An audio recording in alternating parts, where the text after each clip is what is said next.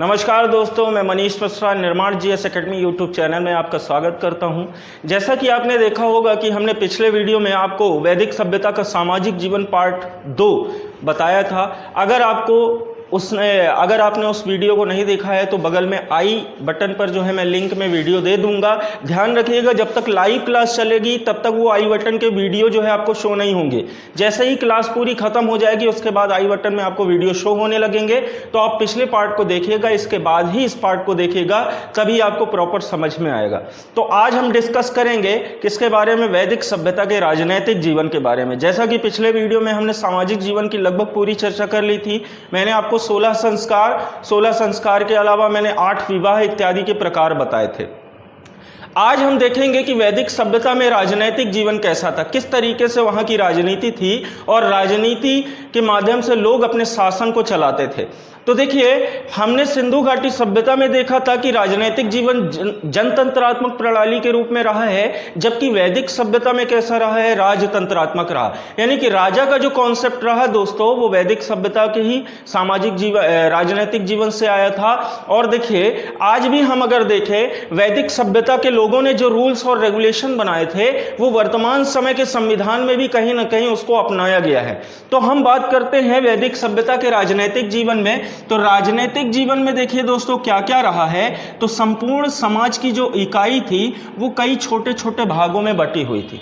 तो राजनीतिक जीवन में परिवार या समाज की सबसे छोटी इकाई को कहा जाता था कुल, और कई कुल। अब यहाँ पे कुल का मतलब क्या है दोस्तों? कुल का मतलब यहाँ पे परिवार से है। तो कई कुल मिलके क्या बनाते थे? ग्राम। और ग्राम कई मिलके बनाते थे विश्व, और कई विश्व मिलकर के बनाते थे दोस्तों जन, और कई जन मिलकर के बनाते थे राष्ट्र। दोस्तों, जब हम इसके आगे पढ़ेंगे तो मैं आपको बताऊंगा कि यही जन मिलकर के क्या बना था? जनपद बना था, और यही जनपद बाद में कन्वर्ट हो गया था महाजनपद में। और जब हम महाजनपद काल पढ़ेंगे जिसमें हम मौर्य, लगभग 16 प्रकार के महाजनपदों का उल्लेख जिसमें मिलता है। भगवती कृपा सूत्र जो कि जैन ग्रंथ है, और इसके अलावा अंगुत्तर निकाय जो कि बौद्ध का ग्रंथ है, उसमें से हमको 16 महाजनपदों का उल्लेख भी मिलता है। तो हम पढ़ेंगे कि सबसे जो सर्वाधिक शक्तिशाली साम्राज्य रहा है या महाजनपद रहा है वो मगध साम्राज्य रहा है।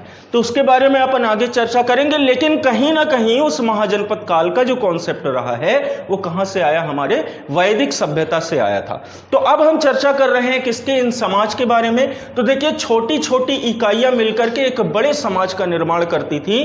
कई परिवार या कई कुल मिलकर के गांव का निर्माण करते थे।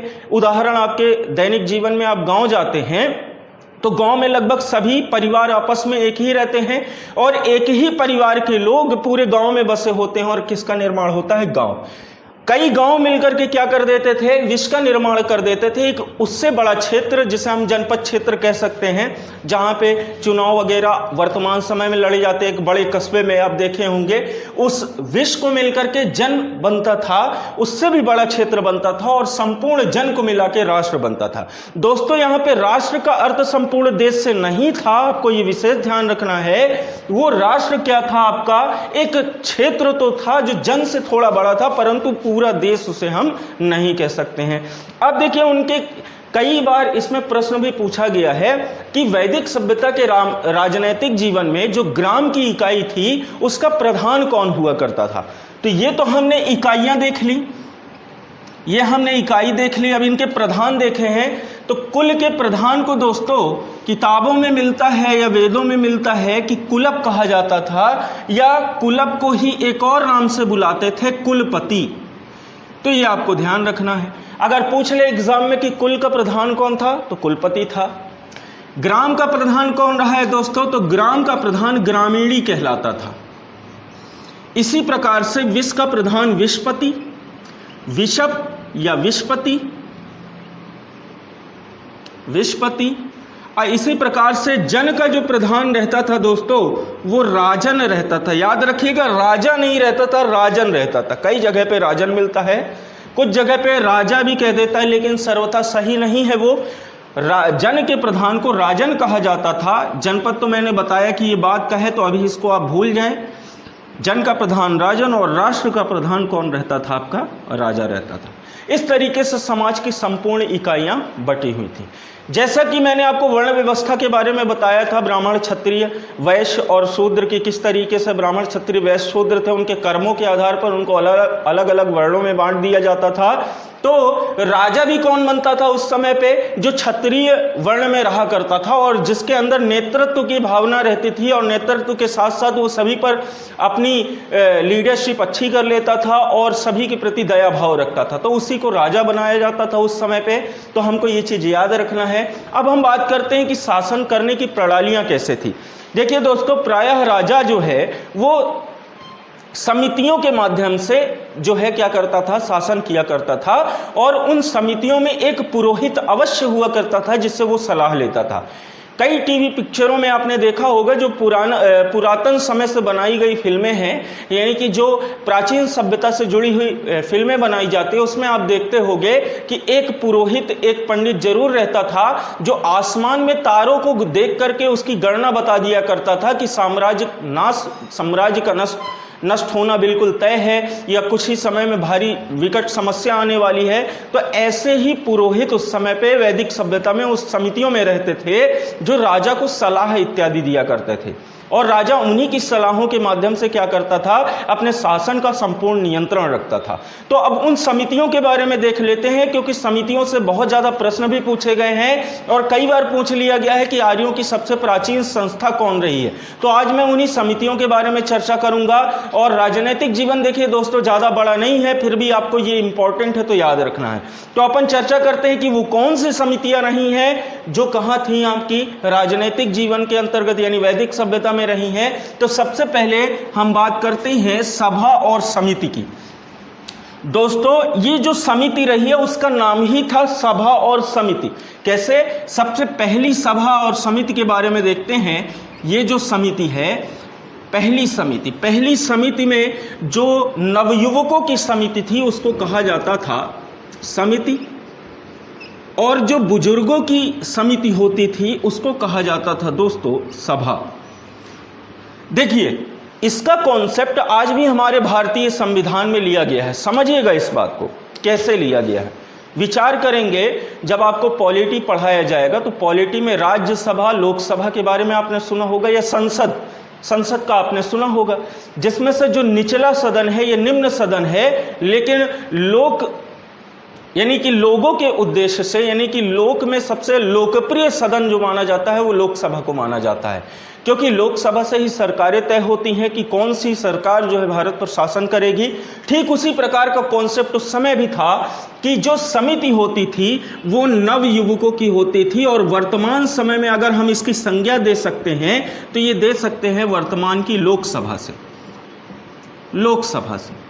और जो उस समय सभा हुआ करती थी इसमें बुजुर्ग लोग रहा करते थे, यानी कि इसकी हम संज्ञा किससे दे सकते हैं वर्तमान में? राज्यसभा से, कि वर्तमान में जो राज्यसभा है उसका कहीं ना कहीं कॉन्सेप्ट वैदिक सभ्यता की सभा से मिलता है।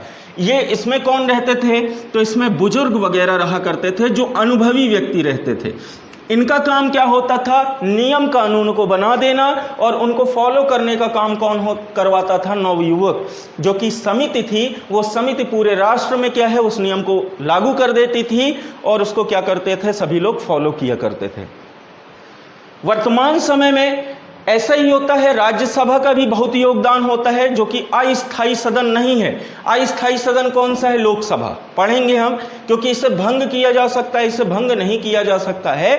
दरअसल देखिए, राज्यसभा और लोकसभा का काम क्या है, आपको हमेशा याद रखना है कि राज्यसभा और लोकसभा ये दोनों जो सदन बनाए गए हैं वो राष्ट्रपति के लिए बनाए गए। राष्ट्रपति इन दोनों सदनों के माध्यम से क्या करता है? शासन करता है। लेकिन अब यहां पे ऐसा हो जाए कि कभी देखिए, लोकसभा अस्थायी है, अगर कभी भंग हो जाती है लोकसभा तो राष्ट्रपति फिर कैसे शासन करेगा? तो राष्ट्रपति के लिए लोकसभा भंग होने पर एक और सदन होता है जो कभी भंग नहीं होता, जिसे उच्च सदन कहते हैं, वो राज्यसभा होता है। तो ये कॉन्सेप्ट थोड़ा सा पॉलिटी का है, मैंने आपको बताया, तो आपको समझ में आ गया होगा कि समिति क्या थी। तो पहली समिति में समिति आती थी और सभा आती थी। सभा बुजुर्गों की होती थी और समिति जो है नवयुवकों की होती थी। ये नियम कानून बनाते थे, उनको इम्प्लीमेंट करवाने का काम नवयुवकों का होता था, समिति का होता था। और जैसे ही रूल इम्प्लीमेंट होते थे तो लोग इसको क्या करते थे, फॉलो किया करते थे।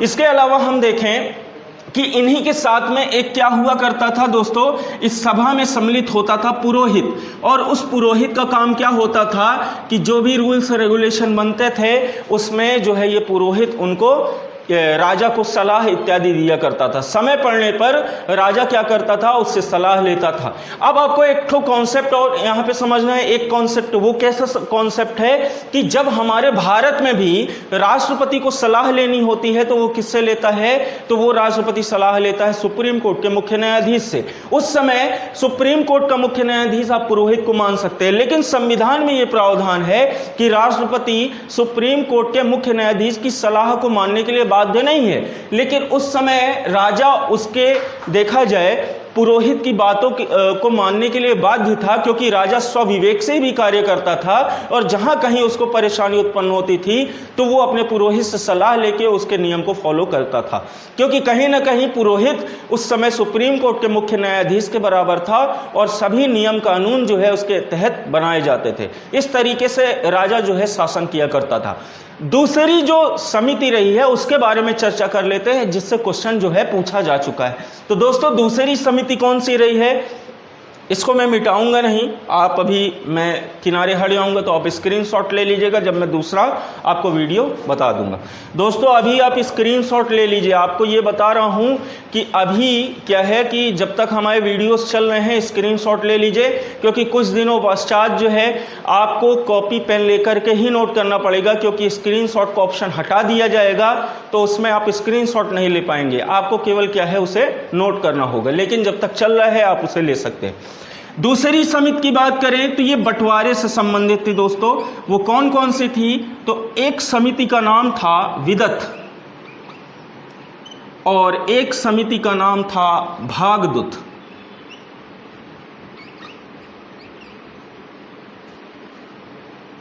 विदत और भागदूत, इन दोनों समिति के बारे में देखिए क्वेश्चन कहां से पूछा है। पूछा है कि आर्यों की सबसे प्राचीन संस्था का नाम बताइए। तो आर्यों की सबसे प्राचीन संस्था कौन सी रही, आपकी विदत रही। विदत के माध्यम से ही राजा क्या किया करता था, शासन किया करता था। इन दोनों के काम क्या क्या होते थे, अलग अलग होते थे। कौन कौन से काम होते थे अपन चर्चा कर लेते हैं। तो विदत का काम देखिए दोस्तों तब होता था जैसे क्या हुआ कि आपका समाज में कोई बड़ा अनुष्ठान हुआ, यज्ञ वगैरह हुआ। आप देखते हैं कि जहाँ जनमानस में आपके यहाँ जब मूर्ति इत्यादि बैठाई जाती है, नवरात्रि के समय में, गणेश चतुर्थी के समय में, और कभी कोई फंक्शन होता है जो सामाजिक रूप पे होता है, तो उसमें सभी लोग कंट्रीब्यूट करते हैं, चंदा वगैरह इकट्ठा करते हैं और इकट्ठा करने के बाद उस चंदे का प्रयोग जो है उस कार्यों में करते हैं। या सामाजिक रूप से कोई कार्यक्रम अगर आपके क्षेत्र में होता है तो उसमें भी सभी लोग कंट्रीब्यूट करके जो है सब कुछ करते हैं। तो उस समय जब बड़े यज्ञ और अनुष्ठान हुआ करते थे तो उसके लिए एक संस्था कार्य किया करती थी, विदत। विदत क्या करती थी कि गांव गांव में जाती थी और उस यज्ञ और अनुष्ठान के बारे में जानकारी दिया करती थी और उसके माध्यम से लोग, सभी लोग क्या करते थे, कंट्रीब्यूट करते थे। उस समय पैसे नहीं, लोग कोई अनाज दे दिया करता था, कोई गाय दे दिया करता था, कोई कुछ और दे दिया करता था। मतलब जो जो सामान वैदिक सभ्यता में यज्ञ अनुष्ठान में लगता था उस समय वो लोग दे दिया करते थे।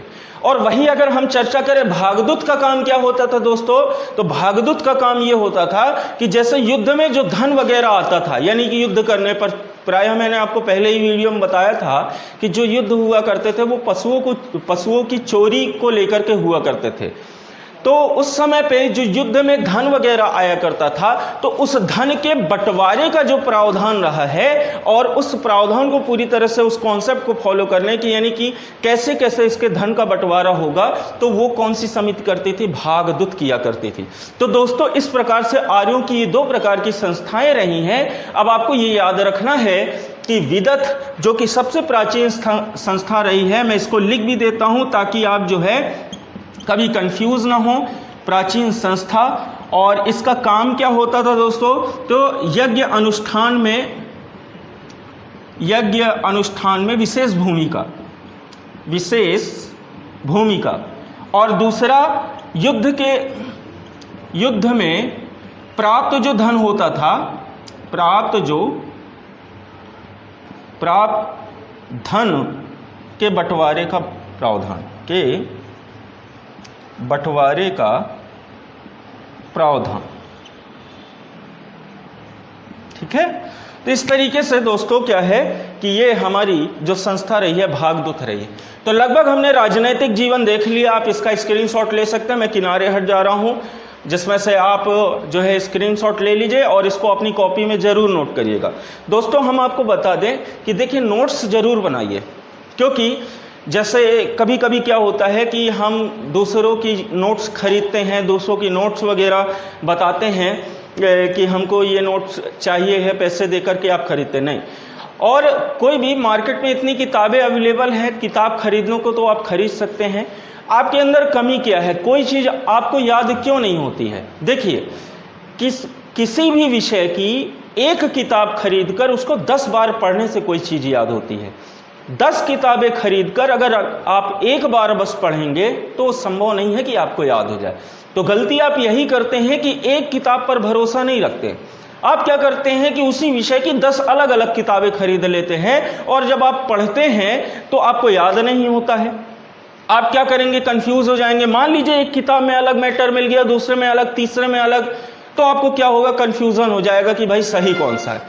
हम लोग क्या करते हैं कि हम लोग चूंकि एक किताबों को हम लोग ने कई बार पढ़ लिया, अब क्या है कि कुछ नई चीज़ें ढूंढने के लिए हमें कई सारी किताबों का कलेक्शन रखना पड़ता है। क्योंकि हम टीचर हैं और हम चाहते हैं कि आपको सही चीज़ें और ज़्यादा जानकारी दी जाए, इसी वजह से हम 10-10 किताबों से 15-15 किताबों से डेटा पूरा उठाते हैं और आपको देते हैं। तो आप ये गलती मत करिएगा, जो हम डेटा आपको दे रहे हैं वो सभी किताबों का मिला जुला डेटा है, बिल्कुल एक्यूरेट डेटा है, ताकि आप उसको एक बार में पढ़ सकें। और अपने हाथ से लिखी हुई नोट्स जो आप बनाएंगे तो उसको पढ़ने में ज़्यादा आसानी आपको होगी और याद रखने में ज़्यादा आसानी होगी। जबकि दूसरे की लिखी हुई नोट्स से आप पढ़ेंगे तो आपको जल्दी याद नहीं होगा, क्योंकि 90% लोगों का यही कहना होता है कि सर पढ़ते तो बहुत है पर याद नहीं होता है। तो ये क्यों है?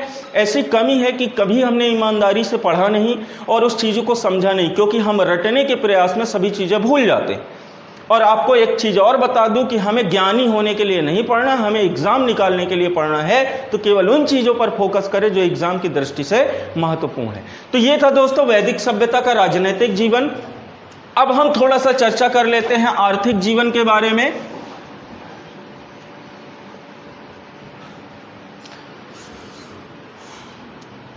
सर थोड़ा सा पानी दे देंगे प्लीज़।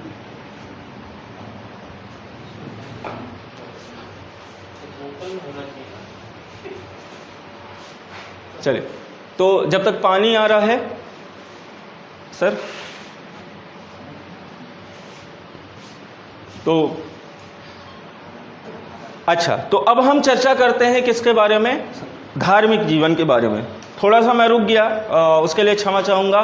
बिल्कुल भी आप वीडियो कंटिन्यू रखें, देखते रहें और ध्यान रखिए कि वीडियो जब तक ख़त्म ना हो जाए तब तक आप लास्ट तक बने रहिया करिए। क्योंकि आधे लोग क्या करते हैं कि वीडियो को आधी दूर तक देखते हैं और आधी दूर के बाद सोचते हैं कि कौन पढ़े। दोस्तों इस समय पे आपको ज़रूरी है कि समझ चीज़ें पढ़ें, क्योंकि अभी आपके सामने बहुत सारा गोल्डन टाइम है कि चल रहा है, कोई एग्ज़ाम अभी नहीं है, तो आप ज़्यादा से ज़्यादा समय देकर उसकी तैयारी कर सकते हैं, जिससे आप सबसे ज़्यादा जो है एग्ज़ामों को क्वालिफाई कर सकें।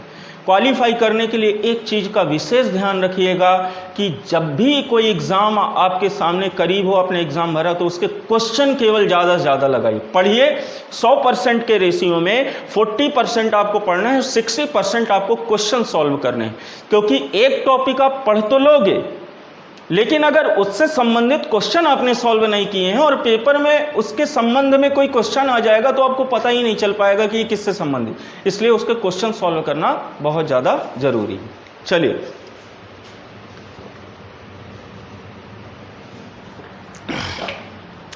कमेंट सभी के आ रहे हैं, मैं अभी कमेंट नहीं पढ़ पाऊंगा आपके, ठीक है ना? आप बिल्कुल वीडियो जो है देखिए, क्योंकि कमेंट पढ़ने का भी समय नहीं है।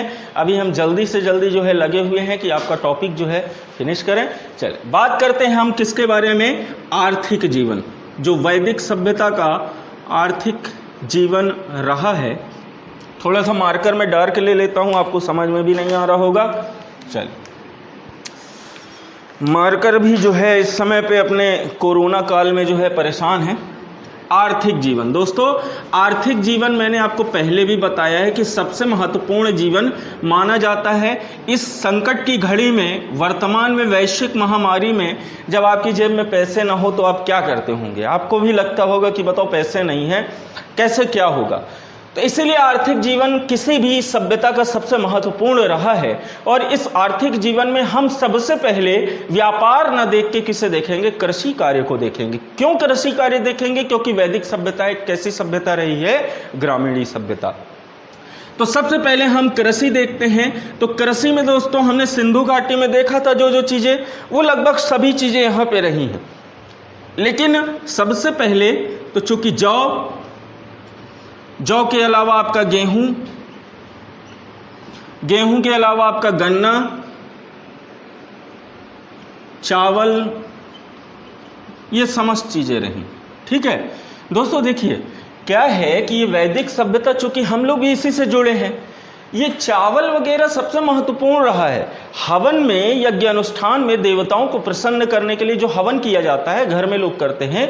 तो वर्तमान समय में मैंने पिछले वीडियो में भी आपको बताया था कि क्यों लोग हवन सामग्री में उन्हीं चीज़ों का इस्तेमाल करते हैं जो स्वयं वो खाते हैं। चावल, तिली, गुड़, गन्ना, घी, ये सब क्यों, शक्कर भी मिलाते हैं, ताकि जो चीज़ें हम खा रहे हैं वही चीज़ें अपने ईश्वर को समर्पित कर सके। और किसमें किया जाता था? मैंने आपसे जो है पिछले वीडियो में क्वेश्चन पूछा था कि यज्ञ की पत्नी का नाम बताएं या हवन की पत्नी का नाम बताएं, और यज्ञ की साक्षी कौन है। तो मैं आपको उसका उत्तर दे देता हूं। कई सारे लोगों ने जवाब इसमें दिया नहीं है, लेकिन कोई बात नहीं, मालूम नहीं होगा। देखिए, हवन की जो पत्नी मानी जाती है, वेदी को माना जाता है। आपने देखा होगा कि जब भी कभी हवन किया जाता है तो चारों ओर वेदी बनाते हैं। बिना वेदी के हवन हो ही नहीं सकता। अब कुछ असामाजिक तत्वों को छोड़ दे जो मन ही मन विचार करते होंगे कि हम रोडे में आग जला के हवन कर ले, गलत है ना। तो बिना वेदी के हवन नहीं हो सकता। और यज्ञ की साक्षी दक्षिणा को माना जाता है। आप दक्षिणा तो जानते होंगे, है ना, कि अगर आपने हवन किया है और ब्राह्मण को आपने दक्षिणा नहीं दी है तो आपके हवन का कोई फल आपको नहीं मिलेगा। तो ये चीज हमेशा याद रखिएगा। और कम से कम उतना दें, 10-11 में कल्याण ना हो जिसका, है ना, तो इतना ना दे, कम से कम 500-1000 इतना दें, है ना। अब कुछ लोग इसी में कमेंट करने लगेंगे तो उसके लिए क्षमा चाहूंगा। तो ये महत्वपूर्ण चीजें हैं, ठीक है ना। महत्वपूर्ण फसलें जौ, गेहूं, गन्ना, चावल, इसके अलावा तिल के अलावा आपका हो जाएगा मटर, चना। अब बाकी फलों में तो देखिए दोस्तों सभी चीजें रही हैं, है ना। इसके अलावा अब हम बात करते हैं कि व्यापार। तो व्यापार देखिए दोस्तों, ये लगभग ना के बराबर करते थे। फिर भी थोड़ा बहुत व्यापार, रेशम का उल्लेख मिलता है कि रेशम इत्यादि जो है उस समय पे हुआ करता था, क्योंकि लोग पहनते भी थे वस्त्र के बारे में मैंने आपको बताया नहीं है शायद सामाजिक जीवन में, तो सुन लीजिए। देखिए, वस्त्र उस समय पे सूती वस्त्र भी चलते थे, ऊनी वस्त्र भी चलते थे, है ना। तो उसमें 3 प्रकार के दोस्तों वस्त्र भी बताए गए हैं। मैं आपको उन वस्त्रों के नाम जो है अगले वीडियो में बताऊंगा कौन कौन से वस्त्र थे। एक जो कमर के नीचे पहना जाता था, एक जो अंदर से पहना जाता था, और एक जो बाहर पहना जाता था, यानी वास, अधिवास और नीवी, ऐसे करके 3 वस्त्रों का उल्लेख मिलता है। क्योंकि जैसे पूजा लोग करते हैं तो धोती पहन के ही करते हैं, तो ये सब प्रावधान रहे हैं। अपन उसकी बृहद चर्चा कर लेंगे अगले वीडियो में, ठीक है। तो व्यापार में रेशम इत्यादि का उल्लेख थोड़ा बहुत मिल जाता है। इसके अलावा हम बात करते हैं परिवहन में। तो परिवहन में आपको पता है कि इनका सबसे प्रमुख जो पशु रहा है वो कौन सा था? घोड़ा। मैंने पहले ही वीडियो में बताया था कि जो वैदिक सभ्यता के लोग हैं उनके जीतने का कारण क्या था? घोड़ा, कवच और भाला, है ना। तलवार लोहे की रही है। तो घोड़ा जो था इनका प्रमुख जानवर रहा है, जिसका प्रयोग करके ये क्या बनाते थे? रथ। और रथ इनका जो है परिवहन में रहा है। नाव इत्यादि भी जो रही है। नाव इत्यादि के अलावा बैलगाड़ी भी रही है, क्योंकि कृषि कार्य करते थे। तो आपको पता है कि कृषि में जो है बैल इत्यादि का प्रयोग होता है। वर्तमान समय में बैलों का उतना महत्व नहीं रह गया है, क्योंकि लोग ट्रैक्टर इत्यादि से जो है अपना क्या कर लेते हैं, पूरा खेत वगैरह की व्यवस्था कर लेते हैं। तो बैल बेचारे अब क्या है, अब इनकी स्थिति ऐसी हो गई है कि जैसे ही ये छोटे रहते हैं, गाय से दूध निकालने के उद्देश्य से इनको पालते हैं, जैसे ये बड़े होते हैं इनको छोड़ दिया जाता है। लेकिन ये बेचारे जानवर हैं, अब करें तो करें क्या। खाना पीना तो इन्हें भी चाहिए है। तो ये परिस्थितियां, ये कंडीशंस हमारे यहाँ पे ऐसी हो गई है, टेक्नोलॉजी ने लगभग मानव जीवन को पूरी तरह से नष्ट करने का एकदम से देखा जाए तो कह सकते हैं कि क्या ले लिया, जिम्मा ले लिया है। इतनी सारी टेक्नोलॉजीज़ हैं। देखिएगा, हमेशा कहता हूँ, इस बार भी कह रहा हूँ कि जब जब सभ्यता अपने चरम पर पहुँचेगी तब तब उसका शीघ्र ही पतन हो जाएगा। एक ऐसा कंडीशंस आएगी जब इंसान बेड पर सो रहा होगा और जैसे ही उसके उठने का टाइम होगा तो ऐसी मशीनें आ जाएंगी कि उसको उठाएंगी, उसका ब्रश करवाएंगी, सब कुछ उसी को मशीनें करवाएंगी। उस दिन से समझ लेना कि इंसानों का पतन होना बिल्कुल तय है। और कुछ समय पश्चात इंसानों की जगह जब रोबोट अभी भी काम करने लगे हैं, इंसानों का कोई वजूद नहीं रह जाएगा और वहीं से जो है प्रलय की स्थिति बनेगी और सब कुछ नष्ट हो जाएगा। इतिहास फिर दोहराया जाएगा, फिर से मानव जीवन की उत्पत्ति होगी, जीव जंतु आएंगे, फिर कहीं ना कहीं ये होगा। तो दोस्तों, ये परिवर्तन का नियम है। जो आया है वो गया है, जो गया है वो आएगा। तो परिवर्तन ही संसार का नियम है। अगर समय रहते आपने भी अपने आप को परिवर्तित नहीं किया तो आपके लिए क्या है, ये कष्टदायी है। तो हर समय, हर परिस्थिति आपको अपने आप को परिवर्तित करते रहे, ये आपके जीवन का मुख्य उद्देश्य भी होना चाहिए। अपने लक्ष्य को परिवर्तित ना करें बल्कि अपने तरीकों को परिवर्तित करें। चलिए अपन बात करते हैं परिवहन, घोड़ा, रथ, नाव, बैलगाड़ी, घोड़ा गाड़ी, इस तरीके से इनके पास जो है परिवहन रहा है। भाषा देखिए दोस्तों, आर्यों की भाषा को क्या माना गया है, संस्कृत माना गया है। जैसे आपने प्रशांत सर का भी वीडियो देखा होगा कि प्रशांत सर ने वीडियो में हिंदी में आपको बताया होगा कि पहले संस्कृत, पहले छांदस आई, छांदस संस्कृत की जननी मानी जाती, छांदस से संस्कृत, संस्कृत से आपकी आई पाली, पाली से प्राकृत, प्राकृत से अपभ्रंश, अपभ्रंश से अवहट्ट, अवभट्ट से डिंगल, पिंगल, इस तरीके से भाषा बढ़ गई थी। तो सबसे पहली भाषा आपको संस्कृत यहाँ पे दिखाई जाती है, जिसका प्रयोग आर्यों ने किया है। इसके पश्चात देखिए तौल की इकाई। तो तौल की इकाई संभवतः यहाँ भी कि आप 16 के अनुपात में तो ऐसा नहीं मिलता है, लेकिन फिर भी तौल के लिए वो क्या प्रयोग करते थे इसका कोई प्रमाणिक साक्ष्य नहीं मिलता है। फिर भी ये मानते हैं कि वस्तुओं को तौलने के लिए प्रयोग किया करते थे। इसके अलावा, तौल के अलावा हम बात कर लें कि वस्तु का आदान प्रदान मुद्रा के माध्यम से होता था क्या? नहीं। वस्तु का आदान प्रदान जो होता था उसके लिए जो प्रणाली थी, जो हमने सिंधु घाटी सभ्यता में देखी थी, उसका नाम था वस्तु विनिमय प्रणाली। एक वस्तु के बदले दूसरी वस्तु को लेना। तो इस तरीके से वस्तु विनिमय प्रणाली भी हमारी कहाँ रही है? वैदिक सभ्यता के लगभग आर्थिक जीवन में हमको देखने को मिलती है। तो दोस्तों, इस प्रकार से हमने लगभग आर्थिक जीवन ले लिया। कुछ चीजें छोड़ दी हैं। क्यों छोड़ी हैं वो आप अच्छी तरीके से जानते हैं कि सब चीजें पढ़ाऊंगा तो आप पढ़ेंगे नहीं। तो जो चीजें छोड़ी उसको पढ़िए। अगर नहीं समझ में आता है कमेंट बॉक्स में जाके कमेंट करिए। वीडियो खत्म होने के बाद वीडियो को एक बार रन करिएगा फिर से, और आई बटन में ऊपर आपको 5 वीडियो जो मैंने दिए हुए हैं, उन आई बटन के 5 वीडियो को आपने अगर नहीं देखा है तो उनको पुनः देख लें। तो आज की वीडियो में अपन यहीं पे वीडियो को समाप्त करते हैं और मिलते हैं अगले पुनः वीडियो में। तब तक के लिए इजाजत चाहूंगा। नमस्कार, धन्यवाद। घर पर रहें, सुरक्षित रहें।